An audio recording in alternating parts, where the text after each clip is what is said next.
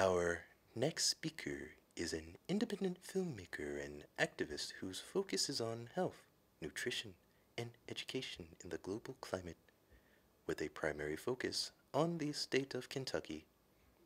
Please welcome to the stage, Colonel Mark Wilson.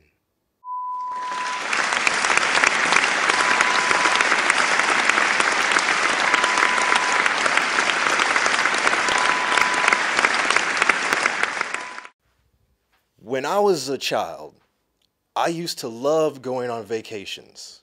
I really loved going to summer camp, to theme parks, amusement parks, Disney World, Kings Island, Kentucky Kingdom, to hit closer to home. Those were some good times. Most kids, they remember that kind of thing. Those kinds of things stick with you. They're the moments to truly treasure, where you have the most fun. But unlike some other people, I have some fondest memories of going to the Central Public Library here in Lexington, Kentucky. Now that right there, I always considered a vacation in and of itself. Now when you're on vacation, what sort of thing do you have to do? There's no written law on the things that you have to do to be on a vacation. Now if we want to get technical, Merriam-Webster Dictionary defines a vacation as a respite or a time of respite from something, or intermission.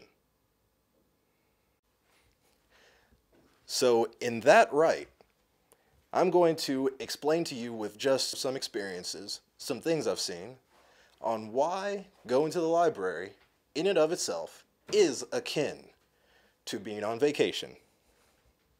It was the cold dead of winter here in Lexington, Kentucky. It was chilling, bracing. The wind and snow was hitting my face, and it felt like it was completely desolate of all life, like being trapped in the middle of northern Siberia, Russia.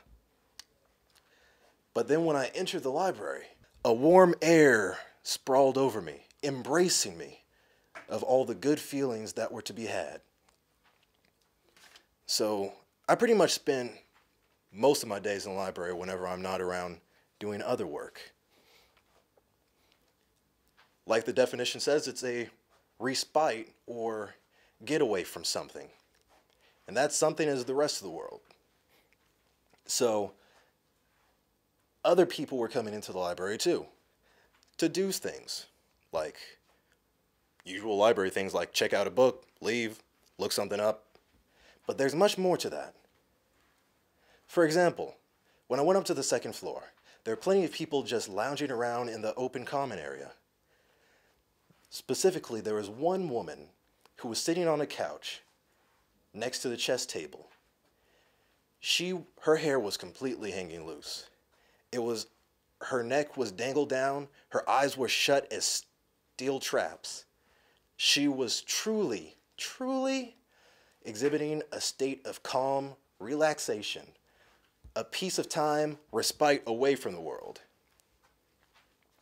It was only once her husband and son came back that she tied her hair back up into a tight ponytail, that she went back and readied herself for the strains of the outside world.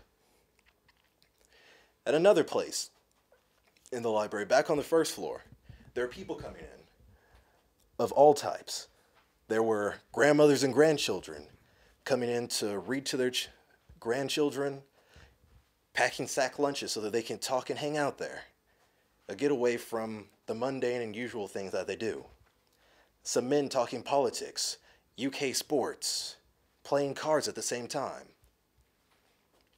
There were even a group of men who were talking about the chickens they were raising and the respite about a pesky rooster that they wanted to get rid of and sell.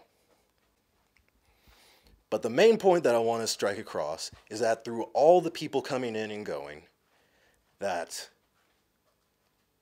like a vacation, there was a reprise from the norm. People were completely relaxed and at ease, and they were respectful of each other and their privacy. That's the kicker right there. The respect of... Now, I don't want to stop anyone from going to Cancun or Morocco or someplace like that, but still, try to take up a little bit of your time just to have a quick reprieve. Take your kids or grandkids or nieces and nephews to a library so that they can find a cubby away, play some games, take a class, because learning is so important. It's important to truly open your eyes to the world in a different way. Thank you.